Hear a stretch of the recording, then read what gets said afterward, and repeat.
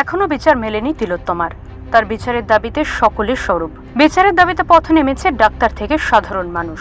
সকলের দাবি একটাই, বিচার চাই। বৃহস্পতিবার মধ্যরাতে বিচারের দাবিতে জলপাইগুড়ি মেডিকেলের দ্বিতীয় বর্ষের পড়ুয়ারা দখল নিল রাজপথ।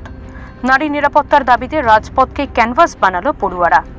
হাসপাতাল চত্বর জুড়ে রাতভর চলল ছবি আঁকা। ছবি আঁকার উদ্দেশ্য আরজিকর কাণ্ডের প্রতিবাদে, তাই তারাও বিচার চেয়েছে ছবির মাধ্যমে। তারা দাবি জানিয়েছেন আগামীতে যেন আরজিকর ঘটনার পুনরাবৃত্তি না হয়। গত 9 আগস্ট আরজিকরে ঘটে যায় এক নৃশংস হত্যাকাণ্ড, যেখানে সেমিনার হলে এক তরুণী ডাক্তারের মৃতদেহ উদ্ধার হয়।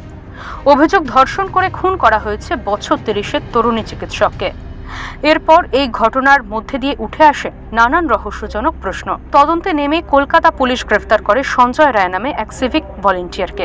কলকাতা হাইকোর্টের নির্দেশে তদন্তের ভার হিসেবে ঘটনার দায়িত্ব দেওয়া হয় সিবিআইকে।